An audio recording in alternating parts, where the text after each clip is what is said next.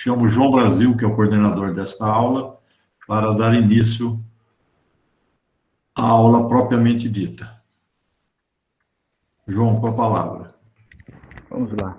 Mais uma vez, boa noite a todas e todas as camaradas e todos os camaradas. Tá? Então, são telas de tópicos, né? E a gente começa pela obrigação de prestar contas, que é uma obrigação de todos os partidos. A obrigação de prestar contas é uma obrigação de todos os órgãos partidários e de todos os partidos. A obrigação é de prestação de contas anual, né, fazendo a ressalva que nós temos dentro dessa anual a obrigação da prestação de contas eleitoral, que vai compor essa prestação de contas anual.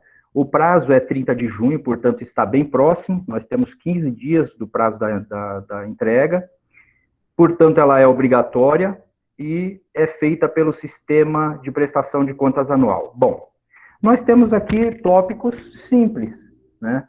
Então, eu penso que o nosso desafio aqui seja a gente fazer o exercício da abordagem de cada tópico desse.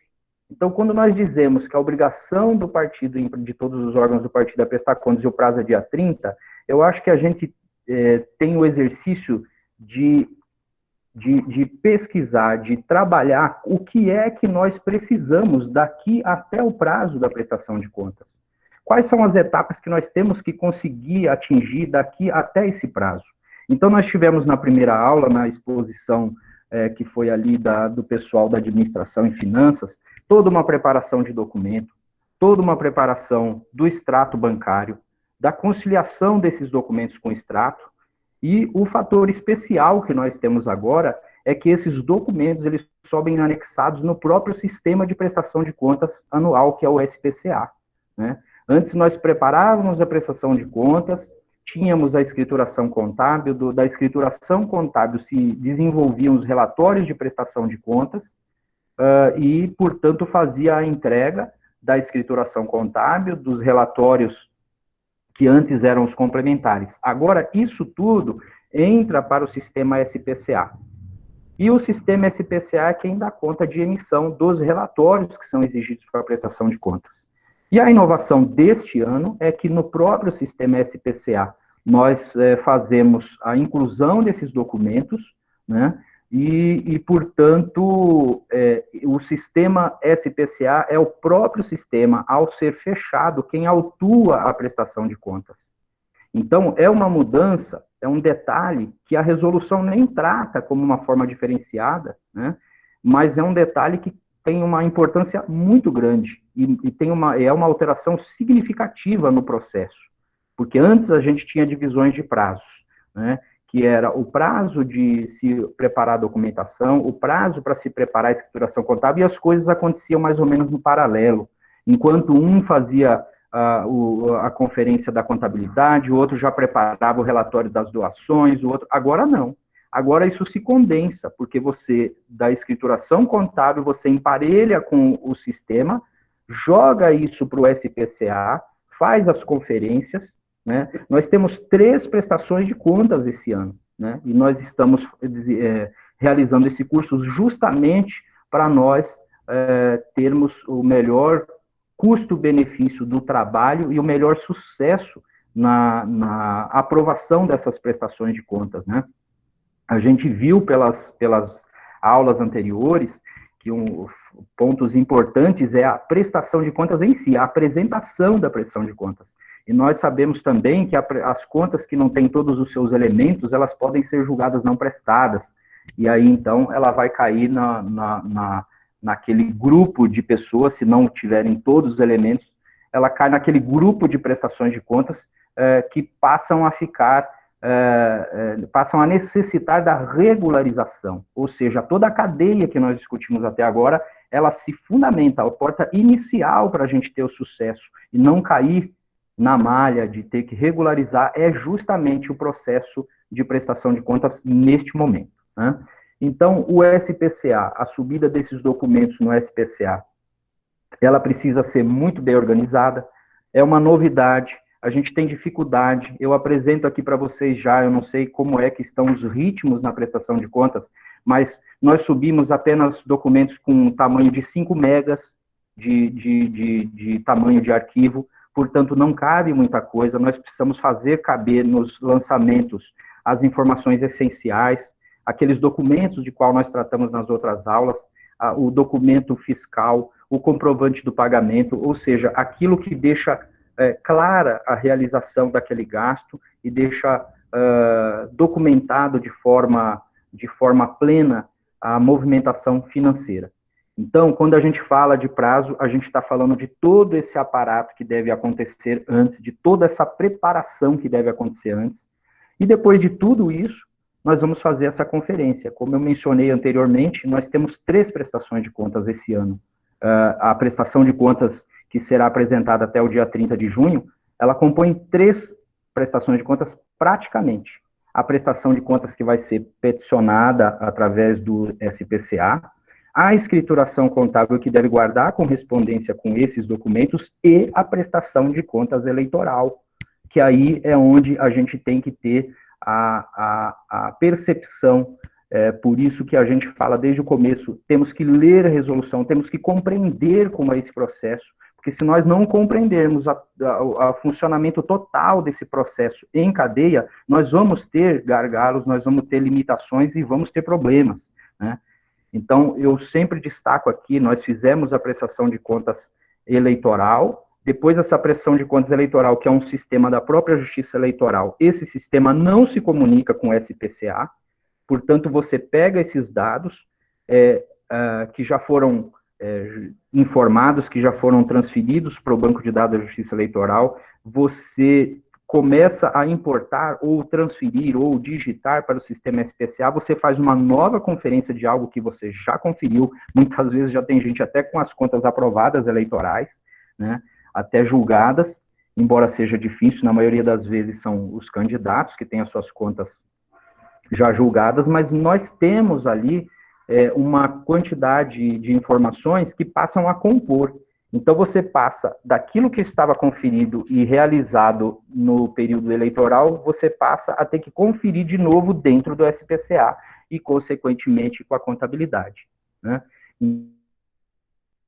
Então, destacado que o que nós temos daqui para o prazo da prestação de contas é um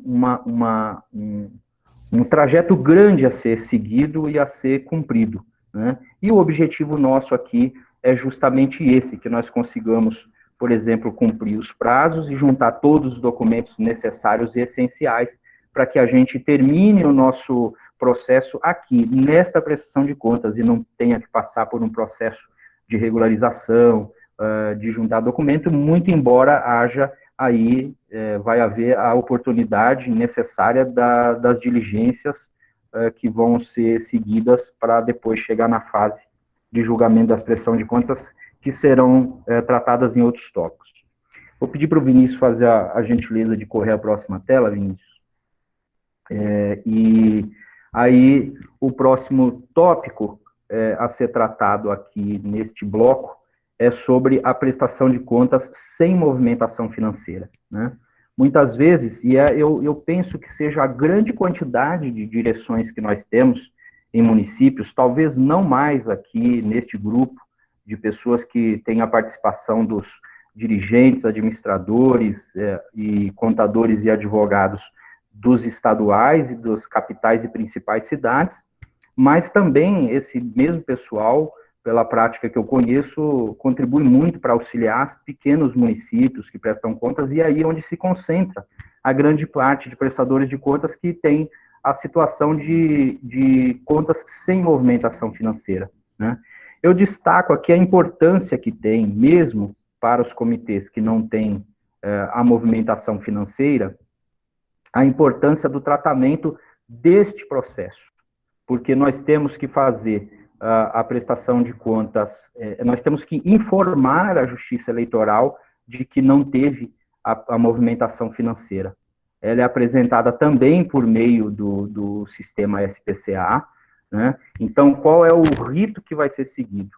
Ao você apresentar essas informações, aí vai haver a publicação de edital, funciona basicamente como funciona a prestação de contas com movimentação, né?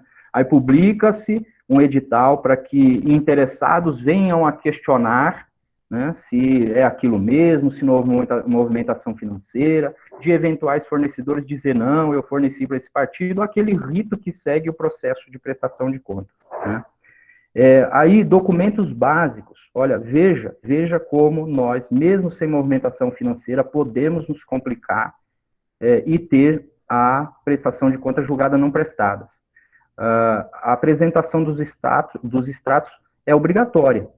Aliás, a Justiça Eleitoral determina que os extratos bancários sem sem movimentação financeira é a forma que nós temos como comprovar de que, de fato, não houve movimentação financeira, né? Então, portanto, ele é um documento essencial, né? A Justiça Eleitoral promove a coleta de certificado junto aos outros órgãos da Justiça Eleitoral. Para que finalidade eles fazem isso?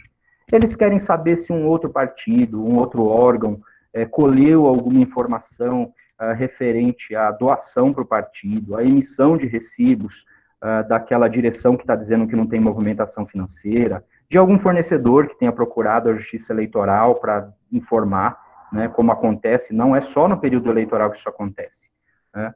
Então, essas informações que são trazidas à Justiça Eleitoral, elas são checadas, né, pela Justiça Eleitoral, também no caso de quem presta conta sem movimentação financeira, né?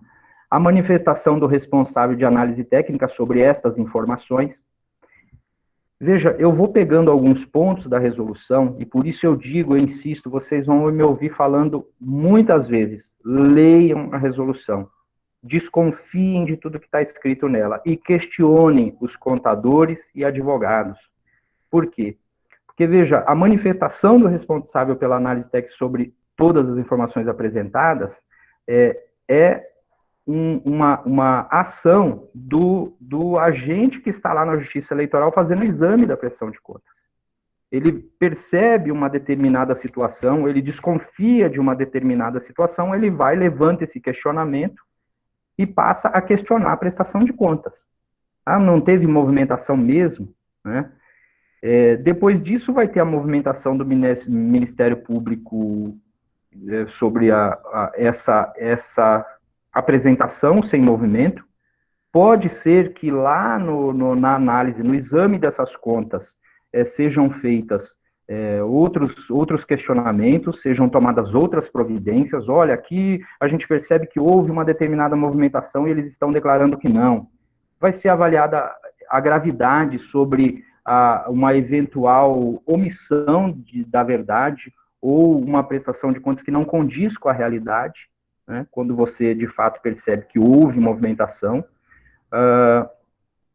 e a abertura de vista para os interessados se manifestarem. Isso acontece também nos processos de prestação de contas normais do partido, com a movimentação financeira, né?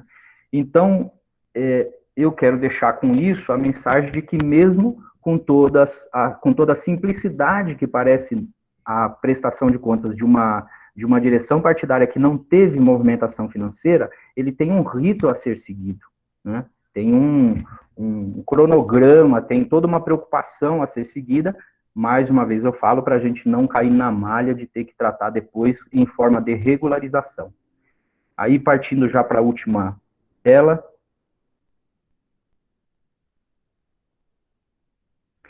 Vamos tratar aqui da retificação da prestação de contas, né? A prestação de contas agora com o SPCA, ela se assemelha mais a uma prestação de contas eleitoral, né? E aqui eles tratam da prestação de contas que, excepcionalmente, quando do cumprimento de diligência, quando do cumprimento de residência de diligência resultar na alteração do conteúdo da prestação de contas, será admitida a sua retificação. É essa forma, se do ponto de vista legal nós temos outras formas de retificar, é importante destacar que a resolução sai da Justiça Eleitoral e esse é o entendimento deles em relação à retificação. Eles compreendem que é esse o momento que cabe a retificação. Então, veja, eu não posso, assim como o imposto de renda ou a eleitoral, a prestação de contas eleitoral, perceber que há necessidade de uma retificação, eu devo aguardar a diligência. Então, se isso é o que consta da resolução e, portanto, é a compreensão deles. Nas outras aulas também foi muito falado do que é a compreensão dos tribunais, dos juízes, dos juízes eleitorais, dos desembargadores nos tribunais eleitorais, dos ministros no Tribunal Superior Eleitoral. Então, essa compreensão de como entende a Justiça Eleitoral, de como pensa o corpo técnico da Justiça Eleitoral e os respectivos julgadores, é muito importante que nós tenhamos aqui esse compartilhamento, por isso a importância desse curso, para que a gente compartilhe isso, para ter essa percepção de como é que isso se movimenta e o que eles esperam. Eu destaco para todos aqui o seguinte: a prestação de contas do partido, ela especialmente falando aqui da prestação de contas sem movimentação financeira, ela é uma confirmação, né, para a quem gosta de chamar de pegadinha, o nome que se dê, ela é só para você confirmar. A Justiça Eleitoral já sabe qual a movimentação que teve o partido. Se teve nota emitida contra o partido, a Justiça Eleitoral já sabe que teve. Se o partido movimentou um centavo na conta, mais ou menos assim, eu quero ver se você vai me dizer a verdade. Então, isso é um ponto que nós temos que ter muita atenção, mesmo para dizer que não houve movimentação financeira, né? Bom, quando for o caso da retificação, então nós vamos ter que fazer o requerimento. Eu sou franco em dizer que eu não conheço ainda o funcionamento dessa sistemática, né? Porque o sistema, ele fica travado, o SPCA, mas a qualquer momento você pode reabri-lo, né? Inclusive, já teve vários casos que me procuram relatando a abertura por engano, e nesse momento a gente informa que, olha, então você precisa fazer o fechamento novamente, transmitir novos relatórios e comunicar à Justiça Eleitoral que você fez uma reabertura, necessariamente você faz o fechamento novamente do SPCA e comunica à Justiça Eleitoral disso. O fato que é novo e que eu não conheço, a semana passada mesmo, o SPCA ficou um dia inteiro inoperante, né, que foi o período ali do feriado, ninguém conseguiu trabalhar, eles informaram que ia ficar das 8 da manhã até as 14 e acabou ficando até o último acompanhamento que eu fiz, printando tela e registrando isso, era já 22h50, quase 23 horas. Portanto, ficou o dia inteiro inoperante num período de prestação de contas. Tá? Eu destaco mais isso para mostrar que esses últimos momentos são importantes que a gente esteja atento para não correr risco com os prazos, né? Então, esse funcionamento agora, por que eles pegaram esse período para fazer, para deixar o sistema, por que foi necessário deixar o sistema indisponível? Porque eles estão testando a forma de peticionamento, né? Porque quando você entrega o SPCA, ele autua o processo, cria-se como se fosse a entrega do SPCA fosse um peticionamento eletrônico. Eles linkaram o sistema SPCA com o PJE, né? Então, quando você entrega o SPCA, os sistemas já conversa o sistema SPCA com o PJE, autua o processo e disponibiliza na forma como fosse peticionado mesmo pelo PJE a documentação do sistema. Conversando com colegas de direções nacionais aqui que estão com dificuldades de trabalhar com o SPCA também, já foi relatado que tem espera aí de 15, 17 dias para sair a autuação. Você entrega e você não consegue verificar o processo ainda no PJE. Então, tudo isso é uma novidade. E, portanto, é uma novidade também a forma como vai ser essa retificadora. Quer dizer, se eu precisar retificar um dado, eu tenho que reapresentar novamente o SPCA. Ele sobe todos os documentos novamente, ou eu tenho a possibilidade de indicar só o documento que eu quero que adicione. Quer dizer, é uma incógnita por enquanto, né? É uma novidade.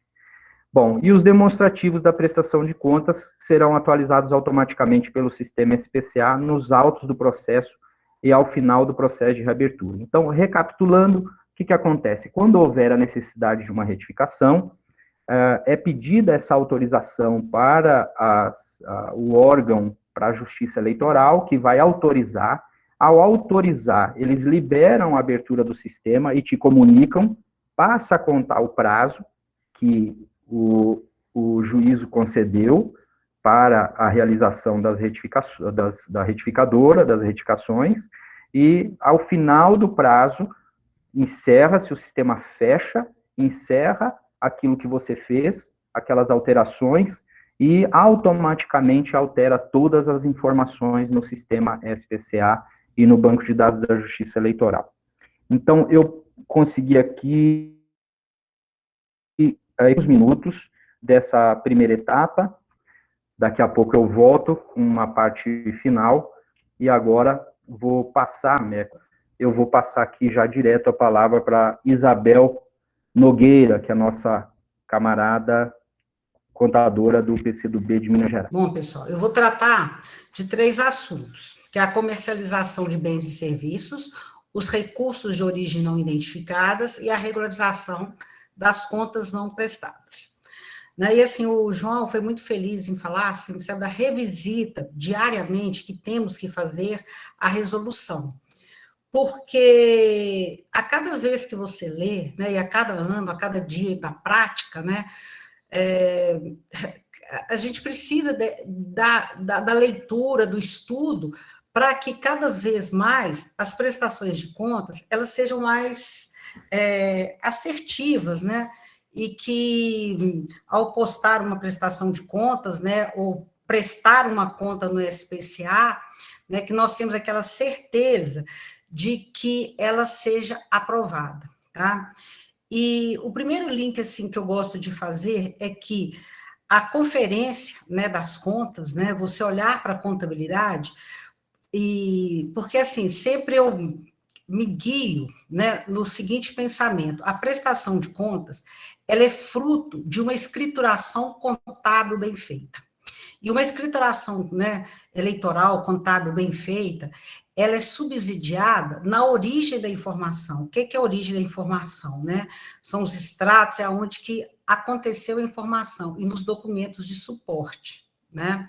Quando você pensa num processo sistêmico, onde que começa com a operação acontecendo, né, você consegue mapear e trazer isso para a contabilidade, né, e que você tenha isso de forma organizada, você tenha isso de forma bem conciliada, a prestação de contas, né, dentro do SPCA, a postagem do documento, te garante o quê? Te garante que você vai fazer uma boa prestação de contas, e tem uma coisa muito importante: caso, né, você seja questionado, né, pelos órgãos julgadores, pelo TSE, você tem ali, né, de pronto, né, atendimento para responder às notificações, que geralmente os prazos são bem curtos, né? Então, João, eu compartilho muito, assim, desse pensamento e gostaria de compartilhar com todos, né? Eu sei que aqui todo mundo, né, é profissional, mas fica aí uma dica, e fica aí, assim, aquilo que me ajudam, compartilhando uma experiência minha na prestação de contas, tá? Eu sei que é bem difícil você responder algo quando você não tem um processo bem organizado, tá? Então, eu vou começar a falar aí da comercialização de bens e serviços, né? O que que ocorre, né? Eu fiz diferente do João, eu já trouxe um pouco mais, não por tópicos, mas algo mais escrito, né?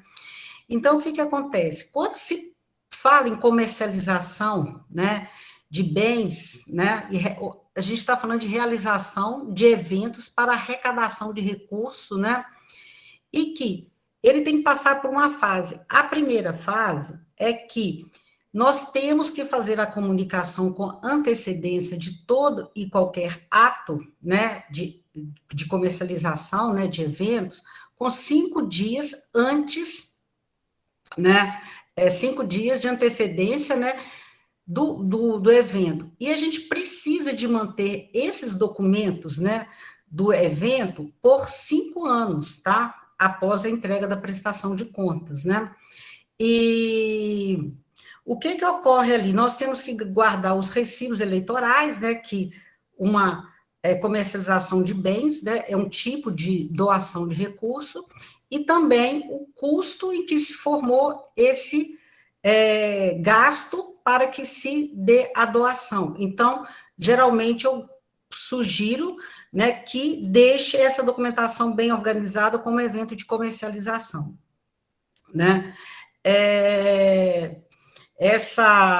O evento, né, de comercialização, os valores arrecadados, né, por meio de comercialização, né, eles devem respeitar as mesmas regras de doação, né, porque são igualmente consideradas, né. A Justiça Eleitoral poderá nomear servidor para fiscalizar o evento de comercialização e realização de evento. Já ocorreu comigo, né, de durante o evento aparecer principalmente aqueles que são mais fechados, né, um jantar, aparecer lá a turma do TSE para verificar se tudo está ocorrendo conforme está estabelecido na resolução, tá? Pode passar o próximo. Então, aqui eu trouxe um pouco, né, do como que é tratado, né, a comercialização e bens e serviços, né, dentro da resolução, o artigo 5º, né, o que constitui a receita, e um deles é a comercialização de bens e produtos, né. Aqui também a Constituição Federal, eu trouxe um pouquinho aqui, falando um pouco que lá no artigo 150, né, e a linha C da Constituição Federal, né, o que fala, o que é a renda, o patrimônio, né, dos partidos políticos, né? Eu acho que esse slide, você pode até passar que o outro a gente pode falar melhor. Volta um, por favor. Bom, eu queria trazer para vocês o seguinte: poxa, se eu fiz uma comercialização de eventos, né, eu sei que o evento, né, eu estou fazendo uma comercialização de bens e de produto, como que fica a parte tributária? Essa doação, né, essa comercialização de bens, ela tem uma natureza de venda? Não, ela tem uma natureza de doação. E dessa forma, se eu olhar para o artigo 23, eu falo o seguinte: poxa, existe tributação, né, sobre essa receita? Não, eu não estou falando de receita, eu estou falando de doação. Então, eu estou dizendo que também não existe tributação, né, do PIS, da COFINS, sobre essa receita, sobre esse recurso, porque ela é uma doação e não uma venda, né? O PIS também acompanha um pouco mais. A primeira atenção é que a gente tem que pensar que o PIS, quando tem, ele vai incidir ali sobre folha de salários, não é fato gerador também dessa doação. Olhando também, pode passar a próxima tela, né?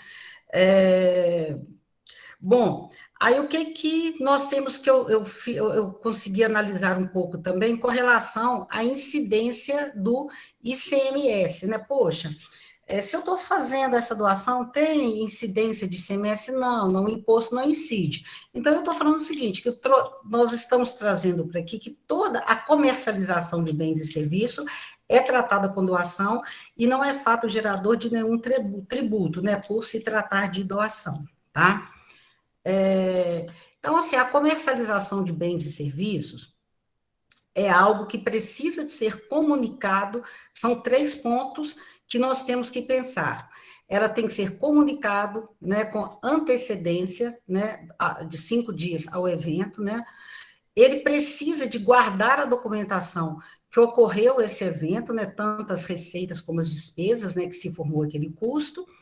E eu tenho tratado bastante essa questão aqui em Minas Gerais, né, organizando um pouco a comercialização de bens e serviços, e tem alguns outros aspectos, João e pessoal, que, assim, ele daria uma outra aula, que é uma tendência, que são as vendas ou os eventos comercializados nas plataformas digitais.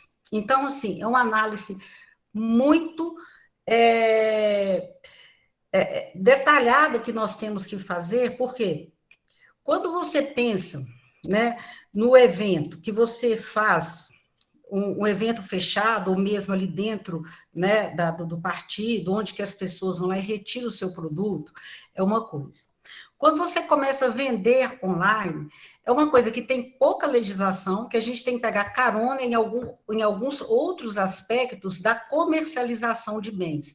Então, nós temos que estruturar esta operação de uma outra forma, sabe? Eu tenho discutido bem essa questão. Então, assim, nós temos que fazer uma análise muito detalhada com relação e como organizar essa operação dentro de uma plataforma, sabe? E, inclusive, da forma de circular o bem, quando você coloca o bem para circular, ou você faz ali um evento de comercialização, onde o produto será entregue por correio, ou alguma outra forma, né, que não é aquela que a pessoa retira o produto. Você está expondo aquela comercialização a uma entrega via correio ou SEDEX, né? E nós temos que pensar a parte ali da emissão e da circulação do documento fiscal. Aí nós temos um problema, que o partido ele não é contribuinte do ICMS, ele não tem nota fiscal, então a gente precisa de organizar isso de uma outra forma, sabe? E é um assunto que fica aí, né, para a gente pensar e discutir até numa aula bem específica, que é a comercialização de bens, né, via as plataformas, tá? É uma coisa que, quando você pensa comercialização de bens, né, e uma tendência hoje à tecnologia, nós temos que ainda estudar esse assunto com muita profundidade, para não ocorrer de uma venda de produto, né, de você fazer um evento, receber a doação e ter um problema na entrega do produto. Então, nós precisamos de aprofundar bastante nesse estudo, e aquelas pessoas que desejarem fazer, precisa também de comunicar como pensa o Estado, né, com relação ao ICMS, tá? Você pode passar o próximo? O outro tópico é o RONE, os recursos. Pode passar o próximo. Tá? Os recursos financeiros de origem não identificada. Tá? Bom, isso é assim. Quando você olha para o RONE, tá? Você pensa assim, poxa, isso é uma coisa muito fácil, tá? Mas é mais ou menos. Tá? Por quê? A diferença, né, do recurso de origem não identificada e de fonte vedadas, eles têm um ponto bem tênue, né? Que parece a mesma coisa, mas não é, tá? Então, assim, o que eu estou tratando aqui é dos recursos de origem não identificadas. São aqueles valores que aparecem na conta bancária e que, por algum motivo, tá, ele não identifica corretamente, né, o doador, tá? Da pessoa física, né, quando é uma pessoa física que está doando para o partido, ou, né, o CNPJ em se tratando de partidos ou candidatos, tá? Então, geralmente, assim, os casos práticos que ocorrem, e isso está diretamente ligado, gente, lá na conciliação, tá? Porque se tiver uma boa conciliação, isso deve ser identificado antes mesmo da prestação de contas, tá? Por quê? Isso faz parte ali do processo, né, de organização, é um dos meus checklists aqui, que quando nós iniciamos uma conciliação, você verifica ali se aquele recurso que caiu na conta, ele tá corretamente identificado, tá? Muito fácil, né? Quando você faz a transferência, e essa transferência está completamente identificada, você não tem muito problema com isso. Quais são os problemas que, geralmente, né, eu identifico de RONE? Tá? São dois. Primeiro, quando tem transferência por exemplo, o doador, né, ele tem a mesma conta que o partido. Tá? Eu estou fazendo uma transferência da Caixa para a Caixa. Tá? Então, geralmente, ou então do Banco do Brasil para o Banco do Brasil. Geralmente, quando tem transferência, né, dessa natureza, o que ocorre? Geralmente vem vem a transferência TED.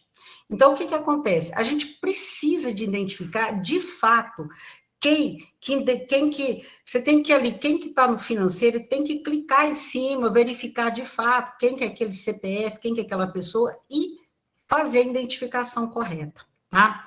Porque geralmente essa é uma coisa tão corriqueira, uma coisa tão do dia a dia da operação financeira, mas ela precisa ser olhada com muita atenção. Por quê? Se tiver uma divergência, como o João falou, o TSE ele já sabe, através dos cruzamentos, né, financeiros, entre o arquivo do banco, né, que ele recebe, ele já sabe quem é o doador, né? Quando você tem divergência na prestação de contas, você é notificado a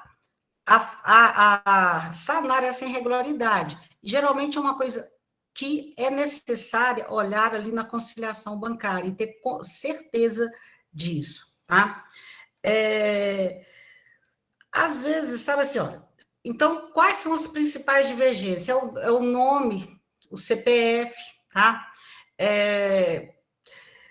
Às vezes tem CPF cancelados, inválidos, sabe? Então, assim, a gente precisa de conciliar e confirmar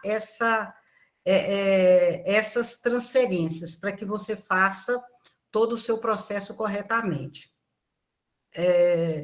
Uma outra questão também, isso são as doações financeiras, né?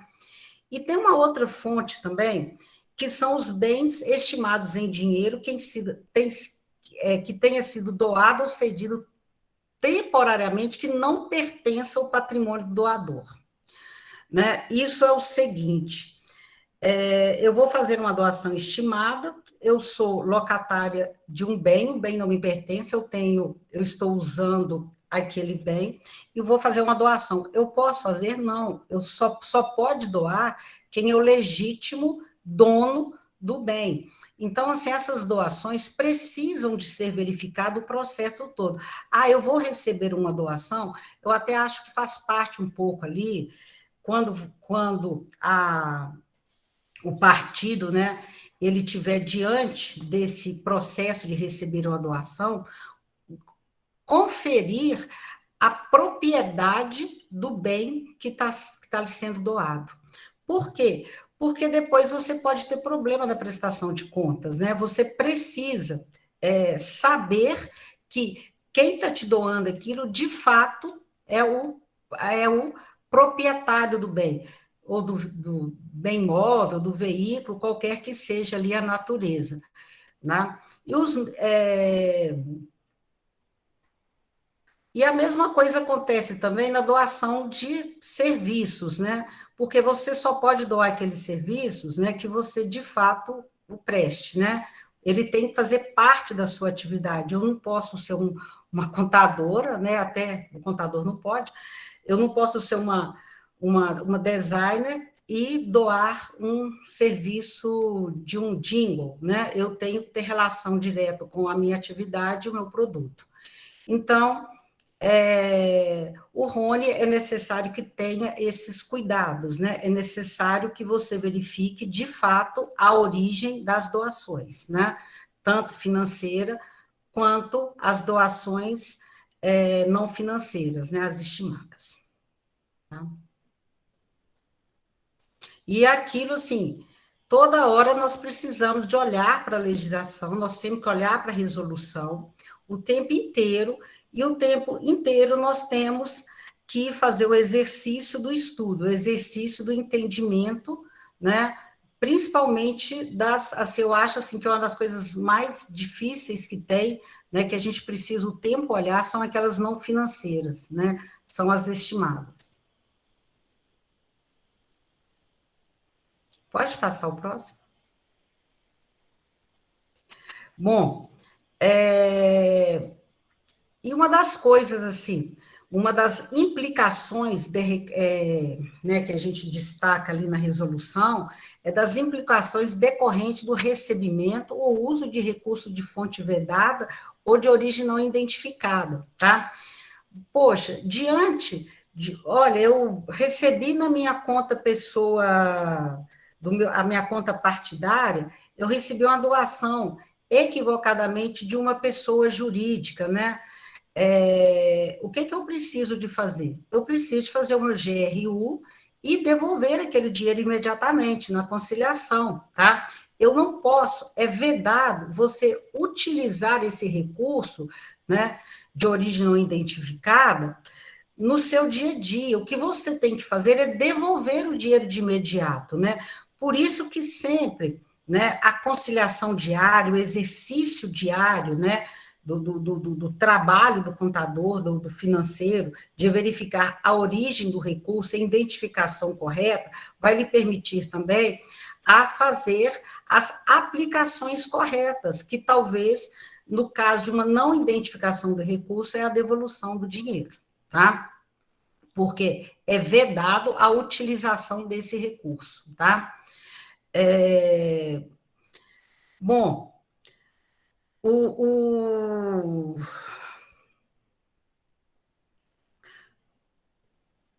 Bom, o que acontece? A utilização, né, o não recolhimento do recurso no prazo, né, estabelecido nesse artigo, a utilização constitui irregularidade grave a ser apreciada no julgamento de contas. Isso é uma das coisas que a gente tem que pensar bem. Poxa, eu utilizei um dinheiro, tá? Um recurso de uma origem não identificada. E na hora da prestação de contas, volta lá na resolução. Eu prestei conta, eu não conciliei, eu sabia que tinha um recurso, um RONE. Eu não devolvi, ele constitui uma ele na apreciação e no julgamento da conta, ele também constitui uma falta grave, tá? Vamos passar para o próximo. Bom, com relação ao RONE, são essas as considerações. Nós precisamos tudo aquilo, né, todas aquelas atividades, ou toda vez que nós conciliamos corretamente as contas e fizemos as tratativas corretas, o que vai ocorrer? A prestação de contas, que é consequência lá da contabilidade de um processo financeiro, contabilidade, né, como disse o João, são 3 prestações de contas, né, completamente conciliada, ele vai te possibilitar uma prestação de contas correta e uma prestação de contas onde você vai ter uma possibilidade de uma aprovação, né, com mais rapidez, porque o RONE também é uma fonte, né, de não aprovação de contas se as tratativas não tiverem feita de forma correta, tá?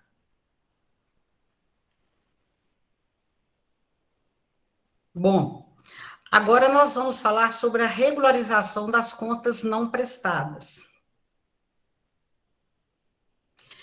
Bom, como o João, né, na sua fala, né, na apresentação anterior, ele falou bastante da regularização de contas não prestadas, né? Hoje nós sabemos, né, que tem muitos partidos, muitas comissões que têm contas não prestadas. E eu acho que é um motivo de preocupação, porque aquelas contas, né, se qualquer partido, né, ele tem ele precisa de regularizar a conta não prestada. Por quê? A conta não prestada, ele vai impossibilitar, né, uma das principais vedações, uma principal sanção, é o não recebimento do fundo partidário, tá? Então, o que é necessário fazer? Regularizar a prestação de contas. Então, isso aqui, gente, tramitou o processo, né? Você tem a sua conta não prestada, contas não apresentadas, é necessário que você regularize as contas, tá? Então, a primeira coisa que você tem que fazer é preparar, né, preparar a prestação de contas e postar dentro do SPCE. Aí tem algumas coisas que nós temos que pensar. Depois de 2018, né, a partir de 2018, a prestação de contas é feita dentro do SPCA, tá? Você tem que preparar a prestação de contas, assinar todas os relatórios financeiros, né, para depois ser postado dentro do PJE, juntamente com o recurso, né, que aqui no artigo 58, ele trata, né, do requerimento de regularização. Mas para fazer o relatório de, né, regularização, você precisa de preparar a prestação de contas. E antes de 2018, né, é necessário que se entre dentro lá do TCE e você tem aquelas peças, né, tem os modelos de prestação de contas e que você tem que olhar as legislações de 2014 tinha uma resolução, de 2016 e 2017 tem outro modelo, então é necessário você identificar qual ano que você não prestou a conta e aplicar corretamente o que trata a legislação daquele período, tá? Para depois você fazer o requerimento de prestação de contas, né, para ser postado dentro do PJE. Então, é um processo de regularização de contas, eu acho que é um fator de preocupação. A primeira coisa é você identificar que ano que você não prestou a conta, tá? Segundo, ver o que se aplica aquele ano, o que você vai colocar. Ah, depois de 2018, tranquilo, é dentro do SPCA. E antes, você tem que verificar quais as peças, né, que se aplicava aquele período. Feito isso, aí sim, que você vai tratar, né, do processo, que é o requerimento de regularização. Aqui no artigo 58, ele traz todos os passos que você deve seguir para você fazer essa regularização das contas, né, não prestadas, tá?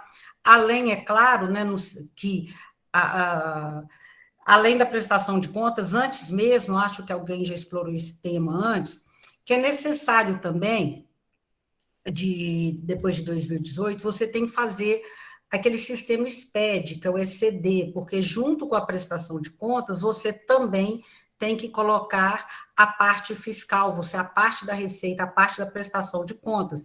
Você tem que colocar, junto com a prestação de contas, né? Primeiro você faz o arquivo ECD, depois você faz dentro do SPCE, que uma das peças que compõe a prestação de contas, né, é o ECD. Então, é necessário que a gente faça todo esse processo para depois você fazer o requerimento de regularização da conta. Isso, nesse artigo 58, ele trata todos os passos certinho que você precisa fazer. Nesse recurso, né, hoje, você tem que colocar, já é definido como que você tem que conduzir o processo, porque você já tem que postar essa prestação de contas, né, com uma rúbrica específica para que ela seja apreciada. Então, no artigo 58, ele traz toda a explicação e toda a forma que você deve tratar a sua prestação de contas. Essa prestação de contas, né, as contas não prestadas, a regularização, é um assunto hoje de grande preocupação para todo mundo, porque no dia 30/6 termina o prazo, né? Então, nós precisamos de regularizar até essa data, tá? Para a próxima tela.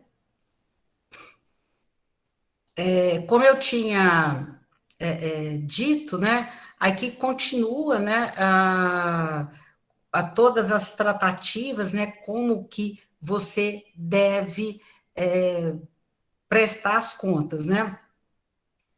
Uma coisa importante também é que, além da prestação, além, né, da preparação da conta em si, você tem que apresentar todos os dados e documentos que deveriam ter sido apresentados originalmente. Então, não é só você prestar a conta em forma SPCA, você tem que ter todos os documentos, né, aquela conciliação, o extrato que originou a sua prestação de contas. Então, é necessário também que você tenha todos os seus documentos, as notas fiscais, todas as evidências da clareza de que te levaram aquele gasto, né, do partido. Então, também você tem que estar nessa hora com todos os documentos. Então, assim, a conciliação do extrato, a contabilidade, volta aqui nas contas não prestadas. É uma prestação de contas normal. Então, tem que ser subsidiada com todos os documentos, tá? Então, assim, às vezes me procuro aqui para fazer prestação de contas com o extrato. Aí, olha, mas você identifica o extrato, você, né? Eu vou lá, pego todo o extrato, separo, vejo, olha, esse gasto não tem o documento foi extraviado. Então, assim, é necessário que seja levantado todas essas informações para que, de fato, você consiga prestar uma conta, né, que nós conseguimos prestar uma conta que seja, de fato, né, aprovada, né, não basta postar, né, a prestação, tem que ter todos os documentos de comprovação, tá? Eu tô repetindo isso muito, porque é um assunto de bastante preocupação, tá? A mesma coisa, assim, só reforçando um pouco aqui na prestação de contas, né? Quando você vai fazer a regularização das contas, aí uma das coisas também que precisa ser verificado novamente são os RONs e as fontes vedadas, porque muitas das vezes, né, ou pode ocorrer que, ao prestar a conta, aquele exercício que deveria ter sido feito lá atrás não foi feito, e diante de um recurso, né, não identificado ou fonte vedadas, você tem ali a obrigação da devolução dos valores, né? Nas sanções, né, quem for tratar do assunto vai explanar melhor esse assunto sobre as sanções de não devolução do RONE no prazo estabelecido, tá? Pode passar a próxima. É só reforçando aqui, né, que essas contas, né, elas vão ser apreciadas, né, depois que você faz a autorregularização, ela entra no prazo normalmente, né, para serem apreciadas, né, no julgamento, e novamente nós temos que estar ali com todo o subsídio, com todas as informações, caso tenha algum questionamento. E aqui, novamente, eu trouxe a sanção do artigo 47, né, que fala o seguinte, que a decisão de julgar contas não prestadas acarreta ao órgão partidário o quê? A perda do direito ao respeito da cota do fundo partidário, do fundo especial de campanha, e a suspensão do registro ou anotação do órgão partidário, tá? Após decisão com transjulgado. Então, assim, fica aí o recado, fica aí a orientação de como regularizar as contas, né, não prestadas ou não apresentadas, e a seriedade e a obrigação e a responsabilidade técnica, né, que todo mundo tem, o financeiro, os contadores, de apresentar essa conta, né, dentro do que traz aí a resolução. Excelente, Isabel. Muito boa, muito abrangente a sua apresentação. Com certeza somou muito aqui ao nosso trabalho. E agora outra pessoa que vai colaborar conosco é outra pessoa muito experiente, que é o Diógenes Pompe, e ele vai se apresentar aí no início da fala dele. Vamos lá, Diógenes. Boa noite, amigos, camaradas, colegas, enfim, boa noite a todos. Eu vou colocar aqui para apresentar. Meu nome é Diógenes, eu sou contador, sou do PCdoB também, e eu vim falar aqui, na verdade, de 3 pautas aqui, né? Que é doação estimáveis em dinheiro, fundo de caixa e assunção de obrigações. Então, voltando aqui, são esses 3 temas, né? Doações estimáveis em dinheiro, fundo de caixa e assunção de obrigações. O primeiro tema são as doações estimáveis em dinheiro. Primeiro aqui o conceito dela, né? As doações estimáveis em dinheiro, elas são recursos recebidos de bens ou serviços prestados mensuráveis em dinheiro, mas que, por sua natureza, não transitam em conta bancária e não geram desembolso financeiro. Ou seja, é uma doação que ela é feita diretamente por um bem ou por um produto. A primeira questão é, quem pode doar? Quem pode fazer esse tipo de doação? A Isabel, que me antecedeu aqui, que explicou muito bem, deixo aqui já registrado meu contentamento, gostei muito da apresentação dela. Ela já citou um pouco por alto este tema, né? Vou aprofundar um pouco mais. Quem pode doar? Bem, apenas o proprietário, né? Ele pode ter dois tipos de bens que a gente vai ver um pouco mais para frente. Ele pode fazer uma doação do bem ou uma cessão temporária do bem. Eu já vou explicar a diferença desses dois conceitos. Agora, apenas o proprietário, ou seja, se eu tenho um carro, apenas eu posso doar ele. Eu não posso, meu pai me empresta o carro e eu vou doar ele ou ceder ele para o partido. Só eu, sendo o dono, eu posso fazer. E no caso de serviços, apenas o responsável direto pode fazer a doação do seu serviço. Acho que ela citou ali também um exemplo que eu achei interessante. Eu não posso, eu sou contador, eu não posso doar serviço da minha empresa, por exemplo. Tem uma empresa, eu não posso doar da minha empresa, eu só posso doar o meu particular, porque pessoa jurídica também não pode fazer doação. Ou eu não posso fazer uma doação de um serviço, sei lá, se eventualmente eu tenho uma empregada, alguém registrado como empregada minha, pessoal, eu não posso fazer a doação do trabalho dela. Neste caso, há uma exceção de quem pode doar, além do próprio serviço, que são os partidos e candidatos, né? Partidos e candidatos, eles podem doar bens e serviços contratados de outros, ou seja, o partido ou um candidato contrata um serviço, por exemplo, ele contrata um advogado e o partido paga para todos os seus candidatos, por exemplo, e ele doa esse serviço. Quem está contratando é o partido, mas ele está doando, fazendo uma doação estimada em dinheiro para os demais. Então, a única exceção prevista aqui, as únicas, né, seriam os partidos e os candidatos. Tem um limite para a doação, né? Qual seria? Se a doação não for eleitoral, ou seja, se for a doação apenas o dia a dia do partido, não tem limite, né?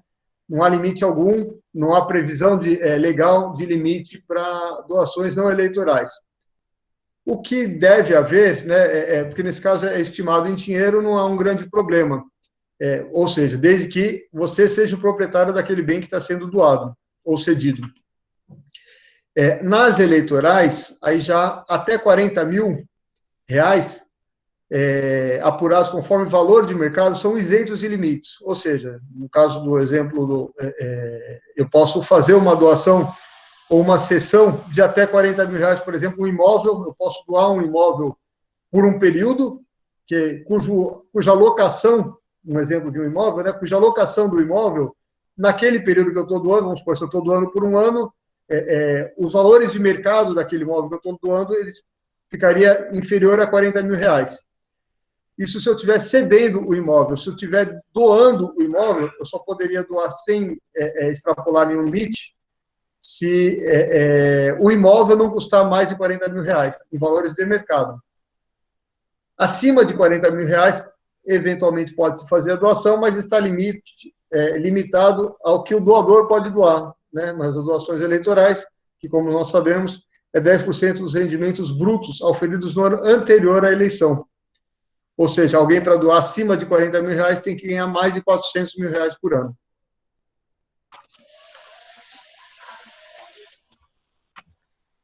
Doações estimáveis em dinheiro, ela é separada, né?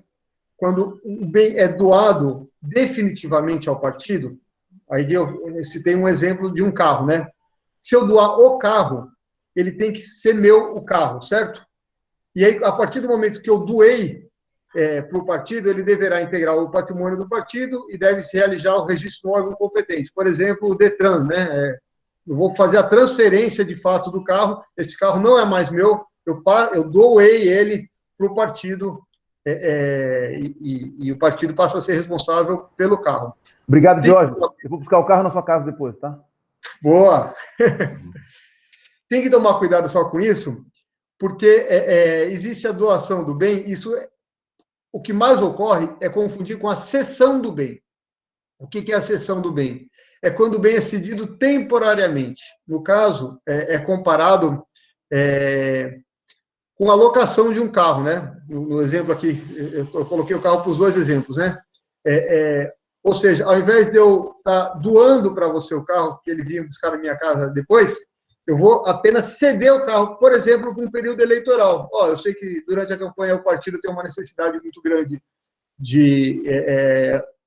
das pessoas se locomoverem com seus candidatos, ou com os apoiadores de campanha, essas coisas. Eu vou ceder o meu carro apenas para o período eleitoral. Passado o período eleitoral, você me devolve. Essa transação, ela se equipararia, no caso, à locação.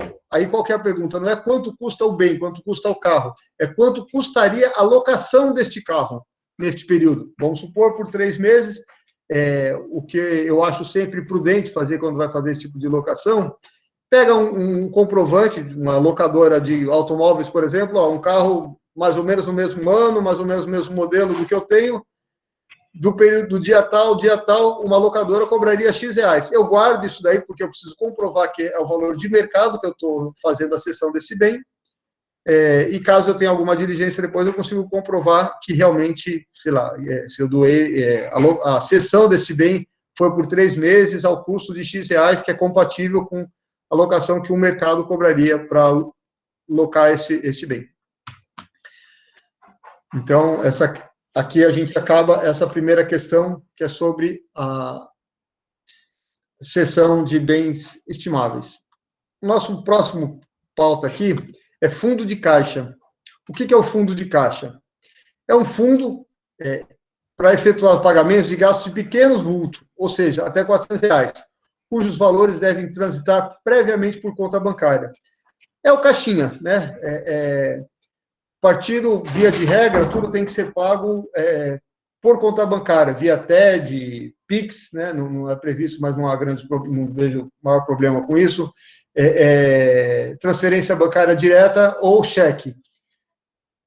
Agora, criou-se um problema que era o seguinte, né? Você tem pequenos gastos, por exemplo, para pegar um táxi. Você não vai no táxi e dá um cheque para o cara não vai nem aceitar o cheque de um partido sem ter cadastro, essas coisas. Então, a resolução anterior, ela não previa esse tipo de gasto. Então, a Justiça Eleitoral falou assim, se for gastos até R$400, pode ser pago com fundo de caixa. A partir daí, precisa ser realmente diretamente pago diretamente do banco. Agora, o detalhe que não deve se perder disso é o seguinte, você não pode receber em dinheiro, já pegar esse dinheiro e usar no fundo de caixa. Se você recebe esse dinheiro tem que transitar pela conta corrente, ou seja, ele tem que depositar esse dinheiro na conta do partido, e aí o partido faria um saque, a gente já vai ver qual que é o valor que pode fazer desse saque, para fazer pagamentos cuja despesa não passe R$400. E tem que tomar cuidado também com essa questão de despesa até R$400, que é o total da despesa, ou seja, se eu tenho uma despesa de 1.200, eu não posso pagar 4 parcelas de 400. A despesa total não pode passar de R$400. E aí, o limite, né? É 2% do total de gastos lançados no exercício anterior, e isso causa uma certa confusão, porque, no geral, os comitês municipais, em especial, e em alguns casos estaduais também, movimentam uma quantia pequena de recursos, né? Então, o fundo de caixa ele acaba ficando muito pequeno para você poder trabalhar com ele, para você poder fazer essas despesas de pequeno vulto. Sempre olhar qual que foi o que foi lançado no ano anterior, no exercício anterior, do total de gastos do partido. Então, porque realmente esse limite ele é muito baixo, e tem outro limite, que é você só pode ter no caixa, nesse fundo de caixa, no máximo R$5.000. Ou seja, você pode pagar despesas até 400, mas o total que você pode ter de saldo nele é de R$5.000. isso causa uma confusão maior ainda, né? Porque, assim, eu posso sacar, não é que eu posso sacar R$1.000, é que o saldo total dele não pode passar de 5. Mensalmente, tipo assim, eu gastei 2.000 neste mês, no mês que vem eu posso sacar mais 2.000. O saldo máximo dele não pode passar de 5, obviamente, para quando isso não chega a 2% dos limites do exercício anterior. E relembrando aqui mais uma vez, né, porque isso é muito importante, que nenhuma despesa por esse fundo poderá ser maior que R$400. Agora nós vamos para o terceiro e última pauta aqui, que é uma pauta mais comum, que é a assunção de obrigações. É o seguinte, o partido, um comitê, por exemplo, o comitê estadual, ele pode assumir uma obrigação de um comitê municipal ou vice-versa, né? Mas esse acordo, tem que ter um acordo formalmente feito entre as partes, que tem que conter neste acordo a origem da documentação, ou seja, a nota fiscal, contrato, recibo, aquilo que o pessoal explicou, acho que muito bem na última aula, quais são as documentações comprobatórias, eu não vou me alongar nisso, mas seria essa mesma comprovação que o partido que originou a despesa teria, né, toda essa documentação, o valor da obrigação, ou seja, eu posso ter uma nota fiscal, por exemplo, de R$5.000, só que está pago 2, eu só preciso pagar mais 3, então tem que constar, ó, a nota é de 5, 2 foram pagos, só estou assumindo uma dívida, portanto, de 3. Às vezes não é o mesmo valor da nota fiscal, porque não é ela completa.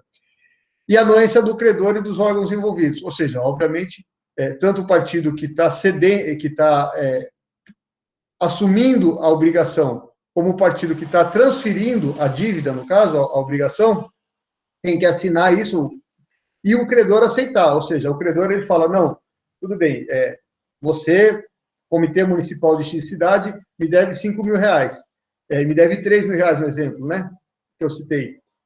Mas eu aceito que quem vai pagar é o comitê estadual, e aí você tem que colocar qual data, qual é a fonte de receita, se é fundo partidário, se é outros recursos, enfim.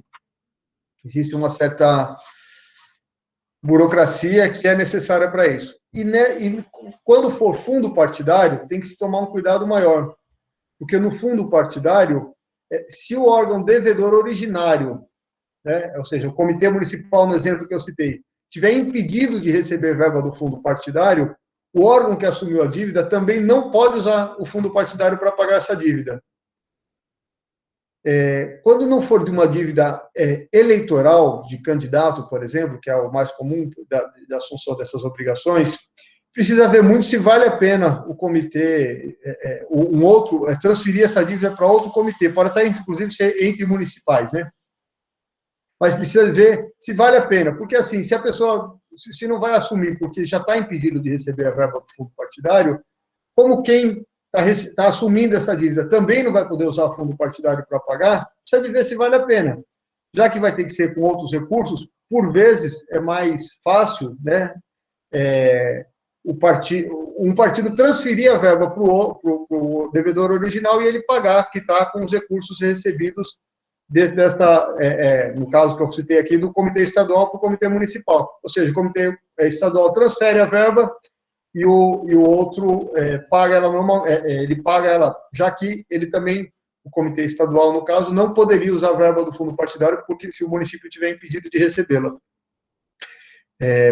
Entre comitês, isso, pelo menos aqui em São Paulo, né, onde eu trabalho também, não é uma coisa muito comum, né, esse tipo de assunção de obrigações, porque ele cai nesse problema.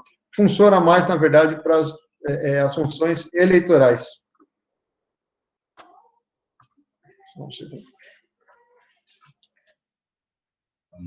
Agora, com dívidas eleitorais, né, que eu estava explicando, são os mesmos, a mesma documentação, né? Neste caso funciona melhor, digamos assim, porque aí não tem candidato, não tem por que não receber verba do fundo partidário. Então, se o comitê que está assumindo essa dívida tiver apto a receber esse tipo de verba, ele pode simplesmente pode assumir essa dívida. Na última aula aqui, acho que comentaram que na Bahia faz muito isso, né? Assume a dívida o comitê estadual, salvo engano aqui, foi na Bahia que falaram, o Comitê Estadual assume essa dívida e eles pagam. E o Comitê Estadual que paga. Alguns detalhes disso é o seguinte: existe um rigor maior quando são dívidas eleitorais, tanto entre comitês quanto para assumir de candidato. Neste caso, tem que ter, além daqueles documentos elencados lá, né, que é a nota fiscal, as partes concordarem, o credor concordar, o dirigente partidário, o presidente municipal concordar, tem que ter uma autorização do nacional do partido, ou seja, um comitê não pode simplesmente assumir uma dívida partidária se o órgão nacional do partido não der essa autorização. Tem que transitar na conta bancária específica, ou seja, quando for pago pelo fundo partidário, tem que ir pela conta do fundo partidário. Se for por outros recursos, tem que passar pela conta outros recursos eleitoral, né, que é uma finalidade específica, e quando ele tem isso, e quando passa pela conta eleitoral, tem que verificar sempre os limites e as vedações de doadores, né? Existe um round que foi colocado aqui, não é todo mundo que pode fazer doação a partido político, pessoa jurídica já nem pensar, a exceção partido político, e pessoas físicas, para fazerem doações, tem o limite eleitoral, né? Se for doação eleitoral, existe um limite lá de 10%. Basicamente, era isso que eu queria colocar. Vou ficar aqui depois aberto também para as perguntas. Acho que agora é o João Brasil que eu passo a bola, correto, João? Né, para esse processo nosso, que é um processo que a gente, da forma como apresenta aqui, a gente parece que é um mundo perdido, né? São muitos detalhes. Então, quando a gente tem o acompanhamento de colegas dirigentes, de outros colegas que não estão tão familiarizados, então, quando a gente começa a levantar essa série de detalhes, parece que a gente não vai ter fim, que é muito confuso, e de fato ele é trabalhoso, né? Mas o exercício que nós fazemos aqui é exatamente, né, pegar esse leão, que é a prestação de contas, a administração financeira do partido, e encarar de frente, né, com firmeza, que é o único caminho que nós temos para manter a regularidade. Nesse sentido, eu já vou emendando aqui essa fala minha final,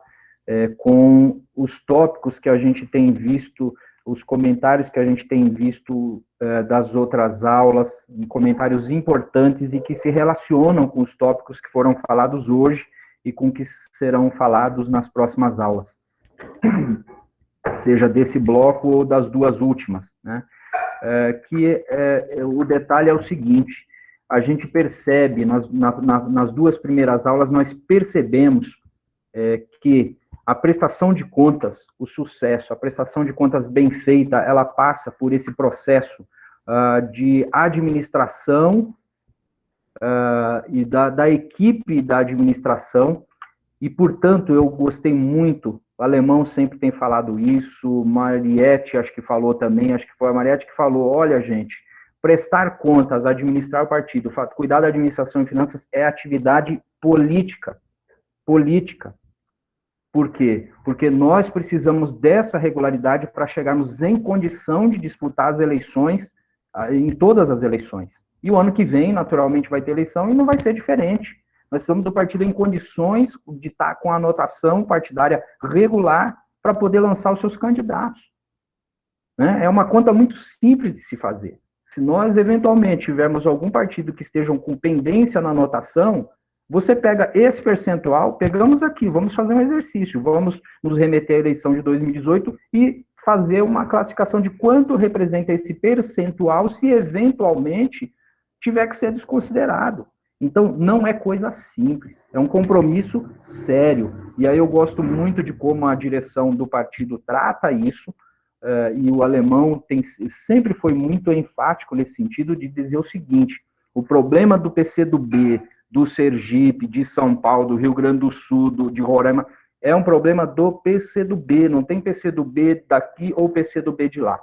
Porque a cláusula de barreira é a composição dos dados de todo partido no país inteiro. E, portanto, a importância desse evento em conscientizar, em trazer a percepção de que todos nós, dirigentes partidários, contadores, advogados e o corpo administrativo precisam estar em plena sintonia para conseguir tocar esse processo de forma exitosa. Portanto, vou começar de novo a dizer, leiam a resolução, vamos compreender juntos a resolução. Né? E compreender a resolução, aqui falou Vandilson, nas aulas anteriores falou Vandilson, falou Paulinho, não basta compreender a resolução, nós temos que compreender a resolução, perceber o entendimento da justiça eleitoral, a compreensão que a justiça eleitoral tem sobre a movimentação financeira dos partidos, e percebendo para que nós façamos uma adaptação do nosso trabalho para que atenda às exigências da justiça eleitoral. E é por isso que esse grupo que está compondo hoje a Secretaria Nacional de Administração e Finanças vem avançando nesse sentido de formar esse tripé, né, que o Coimon falou novamente na aula anterior, esse tripé que é a contabilidade, administração e finanças, é o corpo administrativo, e o corpo jurídico do partido, naturalmente comandado pelos dirigentes do partido. Isso é fundamental. Acho que foi Tânia que fez um comentário aqui, muito feliz, um termo correto que ela aplicou, que ela disse o seguinte, gente, quando a administração e finanças está preparando a documentação, está cuidando do arquivo, está cuidando de renomear, está cuidando de facilitar o documento, a administração e finanças está preparando a prestação de contas. A prestação de contas não é uma peça que é preparada pelo contador. Ela é preparada por contador, por advogado, por administradores, por dirigentes, porque existe um rito a ser seguido. Esse rito a ser seguido, às vezes, nos leva a ter que conscientizar para mudar costumes. Hoje em dia, quando você tem plena consciência de como funciona, especialmente agora, eu destaco aqui também a entrada do recurso público nesse cenário, porque até então, a gente já foi comentado isso também nas outras aulas, até então nós trabalhávamos com outros recursos, com recursos próprios do partido, né? Então nós tínhamos um pouco mais de tranquilidade em relação a isso. Quando entra a figura do recurso público, as atenções se voltam mais para as prestações de contas e para o gasto correto destes recursos. A partir disso, quando eu espero, o trabalho nosso aqui é no seguinte sentido, não é necessário que todos os comitês partidários que façam uso do recurso público precisem aprender, não é necessário que aprendam pela dor, tendo que devolver recursos para perceber que determinada operação não pode ser feita, né? A partir do momento que você começa a ter essa compreensão, nenhum dirigente mais vai pegar um táxi sem saber que tem aquele ritual. Eu quero exigir o recibo do táxi, eu preciso que o senhor coloque aqui, o senhor taxista, o seu número de CPF no recibo, identifique o seu nome, porque se no número do CPF você puxa, não consegue puxar na receita. Aí tem os sisteminhas que nos levam a puxar o dado, leva só o primeiro e último nome, já é uma precariedade no documento. Então, a partir dessa conscientização, a gente ganha outra compreensão e passa a dar outro perfil para esse trabalho, que é de extrema importância. O alemão bem coloca isso, a gastar bem os recursos equivale a arrecadar. Porque se você demonstra, faz uma bela apresentação de contas, você deixa claro como foi a sua movimentação e passa a não ter exigência de devolução, você está otimizando o recurso, você está mantendo o recurso no partido, não é? E depois não fazer o esforço de arrecadar para restituir, né? Imaginem essa dificuldade. Então, essa sincronia, e aí eu tomo a liberdade aqui de dizer, relatar uma experiência muito rica que temos, e ela tem sempre, há muitos anos, dá muito certo, que é essa experiência que eu tenho da relação, no caso da contabilidade do Comitê Central, com o jurídico do Comitê Central, e a direção, o tempo todo, sempre envolveu muito o departamento jurídico e a contabilidade em todas as necessidades, né? Essa relação é muito importante. Muitas vezes está aqui eu e Paulinho, durante horas debatendo uma determinada situação que está se colocando. Olha, o partido está pretendendo fazer regularizações, e a gente senta para idealizar qual é a melhor forma, como é o documento que tem que ser preparado, qual é o contrato. Como que isso se encaixa, uma vez que tem direções partidárias que não podem receber recurso de fundo, mas vão se beneficiar deste trabalho de regularização? Então, tudo isso é elaborado antes, né? Isso não é diferente de dizer o que foi dito, de falar sobre o que foi comentado nas primeiras aulas, que é o quê? Isso é uma forma, uma maneira informal de fazer até mesmo um orçamento, uma programação, né? O programa, o plano, o orçamento, o planejamento, isso é fazer de certa forma.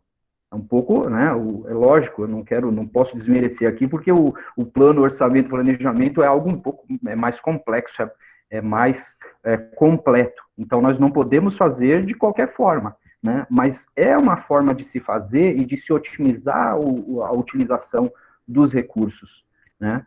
É fazer a programação prévia de como você vai gastar. Ou seja, você planeja, você tem o recurso, planeja como receber, planeja a forma, o período em que você recebe, o período em que você aplica, onde você aplica os recursos. Então, isso você vai otimizando os gastos do partido. Então, essa sintonia entre estes grupos, que é administração, finanças, contabilidade, jurídico e dirigentes, sempre é fundamental para que a gente consiga atingir esse objetivo e esse nível de controle, né? Por exemplo, detalhes, e aí eu ressalto, eu destaco aqui uns dados que não constam em resolução. Todos aqui sempre falaram, o Diógenes falou de detalhes, comenta detalhes que não estão na resolução. Então, não basta só a leitura, por isso eu reforço a necessidade dessa sintonia entre esses setores, né? Porque nós passamos a perceber, e vejam só, gente, mesmo eu aqui, tem coisas que eu só percebo e tenho a compreensão e aprendo conversando com os colegas nos estados, nos municípios, porque são realidades distintas, né? A gente tem percepções diferentes, a gente tem as compreensões, os julgamentos diferentes, essa conversa que tem acontecido entre vários contadores, entre vários advogados, se enriquece muito o nosso trabalho, né? O entendimento jurisprudencial, por exemplo, né? Como o entendimento jurisprudencial, ele não pode ser uma peça, um instrumento que vai servir só para o advogado, ele tem que servir para a ponta. Gente, olha, estão julgando o processo aqui de tal forma, portanto, quando vocês contratam determinada despesa, não façam mais assim, façam de outra forma. Então, isso influencia diretamente, né? E aí eu volto a dizer aquilo que o Alemão tem falado também, não existe milagre. O documento que ele não é bem tratado na ponta, ele vai chegar deficiente para a contabilidade vai chegar deficiente para a prestação de contas, o advogado vai ter dificuldade em fazer a preparação, a argumentação disso. Por quê? Porque não existe milagres, né? Então, a aplicação e o esforço todo, ele é preventivo, ele deve ser antecipado, né? Então, continuo citando alguns exemplos, por exemplo, acho que foi Alexandre que fez uma apresentação sobre a contratação de empregados, né? Contratou empregado, eu preciso dizer, está lá na folha de pagamento, é um porteiro, mas é preciso ficar claro que esse porteiro tem uma tarefa lá na sede do partido. Agora, por que isso, gente? Por que isso? Porque, infelizmente, nós soubemos, né, por noticiários e de diversas formas, que há casos em que o custo, o dinheiro público, ele é dado a ele uma finalidade extraordinária, incorreta. Então, o que acontece? Tudo passa a ser suspeito. Então, nós, no caso, o PCdoB, que tem toda uma formalidade, tem toda uma utilização de recursos de forma ordenada, passa a sofrer. Por quê? Porque os exames das prestações de contas passam a ser vistos com outros. Olha, aqui tem muito porteiro. Olha, peraí, você tem um prédio lá que tem 2 portarias, você precisa ter 2 porteiros, né? Eu estou dando como exemplo a sede nacional do partido, né? Já funcionou com 2 portarias. Como que você faz? Você deixa uma descoberta? Então, quer dizer, a gente já vai para aquela situação e aí eu já vou falar um pouco das despesas de forma genérica, né? O que pode ser uma despesa partidária? É um exercício de questionamento, né? O que pode ser? Vamos pegar um exemplo que foi comentado em outras aulas também e que se tornou simbólico, né? Que é o partido comprar uma casa com piscina, churrasqueira e... É proibido comprar uma casa com piscina e churrasqueira? Não, não é proibido. Não é proibido, porque não é permitido ao partido comprar imóvel. Tá? Então, se o imóvel... Agora, tudo isso, aí entra outras questões que não estão na resolução. Você tem que, na aquisição, verificar o princípio da economicidade. Você vai poder...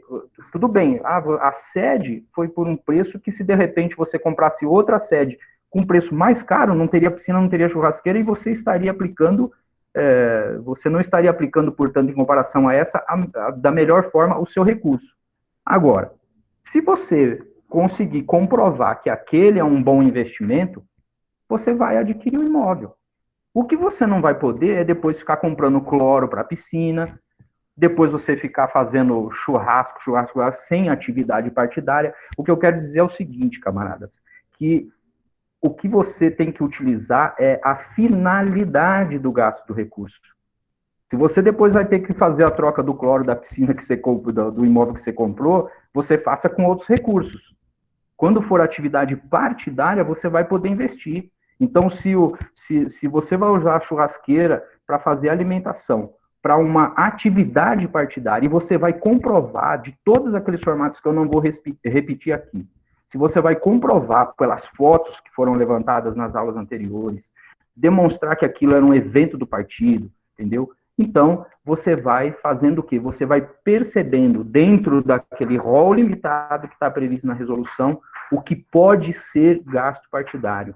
O gasto partidário ele pode ser toda a despesa que está relacionada à atividade partidária, comprovadamente e inequivocadamente. Tá?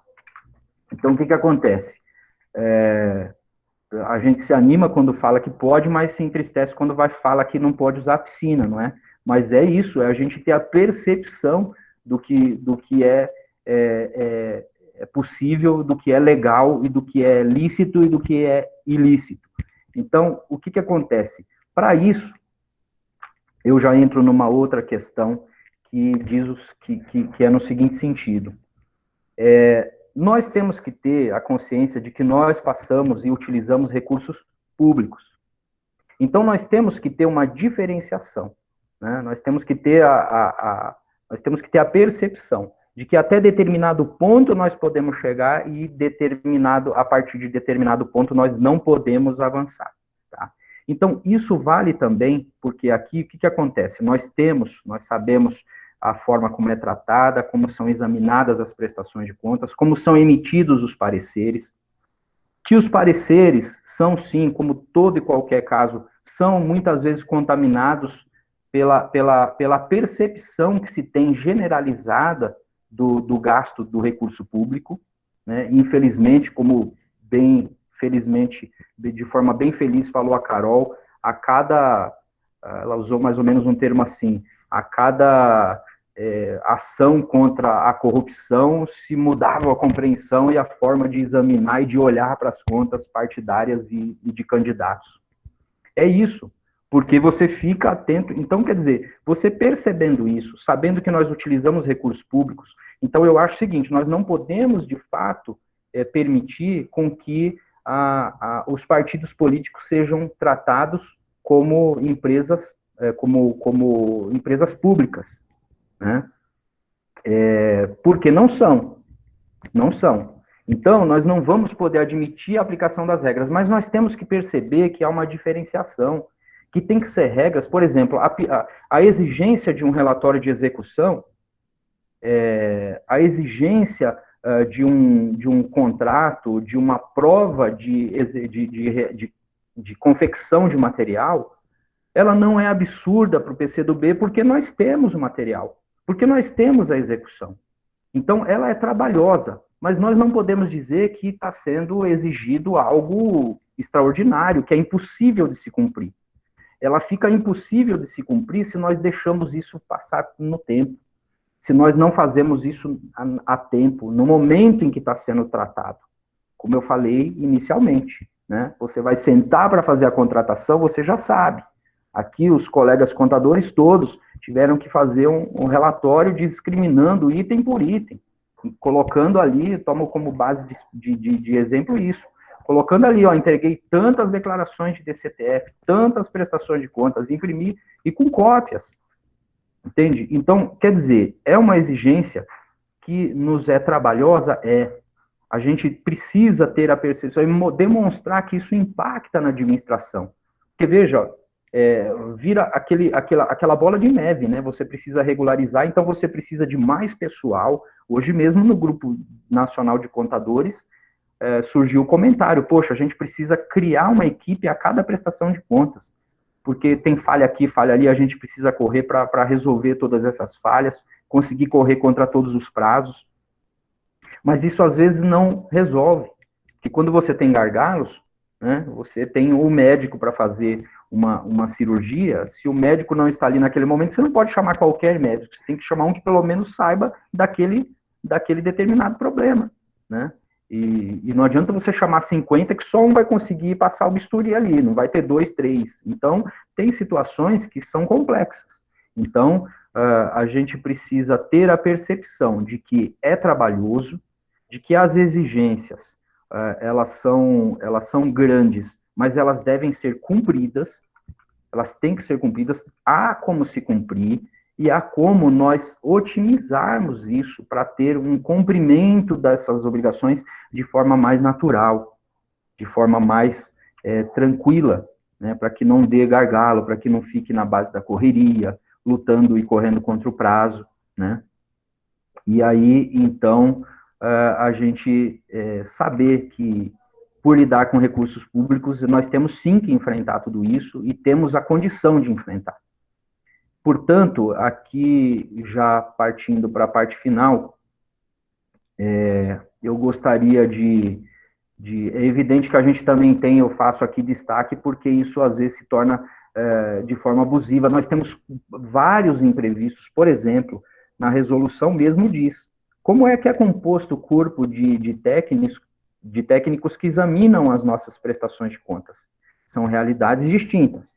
No TSE nós temos um corpo mais formal, mais formado, nos TRS também nós temos uma estrutura melhor. Quando parte para os cartórios eleitorais, especialmente no período de campanha, e eu estou falando de campanha alçando campanha, mas que interfere na prestação de contas de partidos, e mesmo nas partidárias, a resolução prevê até de contar com pessoas da sociedade que tenham familiaridade com contas para examinar a prestação de contas. Então, nós temos essa figura. E aí, então, o que acontece? Você tem uma especialidade. Eu, contador, se eu for pegar outra coisa que não é da minha especialidade, eu vou ter dificuldade. Eu, advogado, se eu for pegar alguma coisa que não é da minha especialidade, eu vou ter dificuldade, ou às vezes nem conseguir assumir, né? Imagina uma pessoa que está lá fazendo uma coisa e volta para fazer exame de prestação de contas. Então, pode ser uma variável.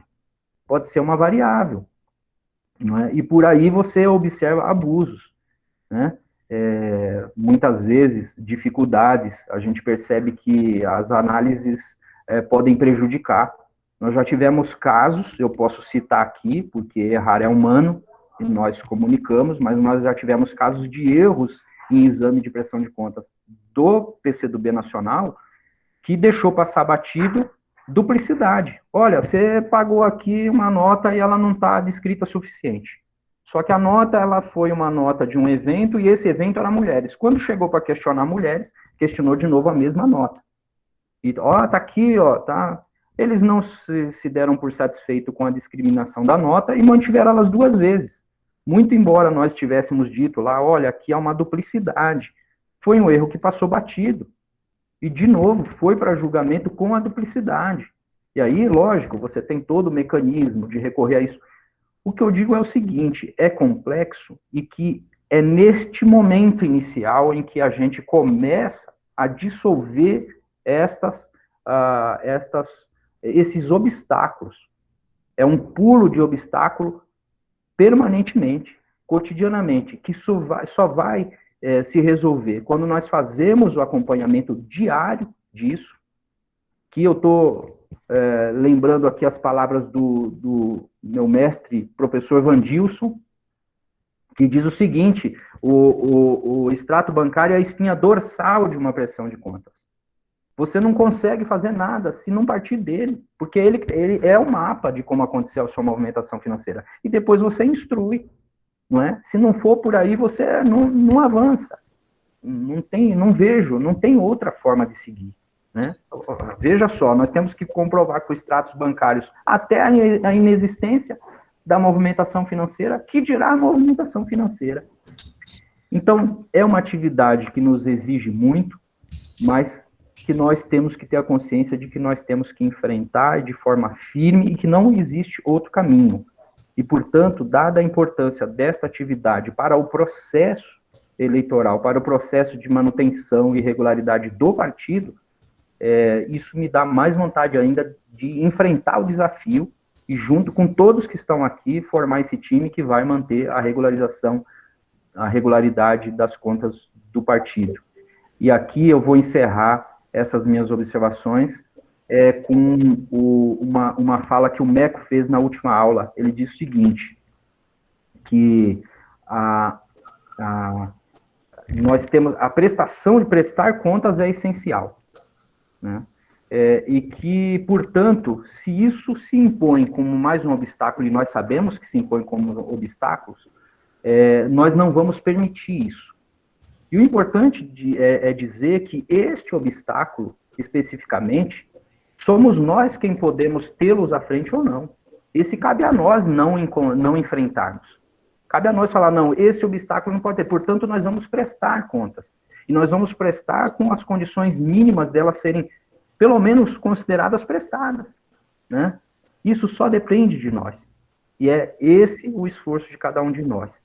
E aí a gente sabe que não existe o esforço menor, o esforço maior, existe maior movimentação financeira e menor movimentação financeira, mas o esforço é igual para todos e da mesma importância e no mesmo peso para todos, em qualquer lugar do Brasil, em qualquer comitê que tenha que estar regular para disputar as eleições do ano que vem.